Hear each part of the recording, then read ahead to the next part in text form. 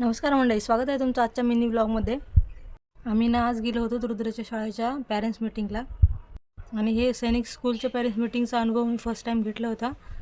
रुद्रला ना वरच्या ह्याच्यात बसवले होते। आम्ही पॅरेंट्स सगळे खाली होतो। आम्ही रुद्रला भेटायसाठी म्हणून आम्ही लवकर घरातून निघालो, पण आम्हाला काय भेटूनच दिले नाहीत। आम्हाला 2 वाजता मुलांना भेटू दिले। मीटिंग शिस्त व्हावं म्हणून ते तसे केले होते, ते बरोबरच आहे। आणि त्यानंतर आम्ही आलो रुद्राच्या शाळेकडे। पण आम्हाला घोड्या अक्षतला आणि त्याच्या पप्पाला आवडीने दाखवत होता, आम्ही पाहत होतो।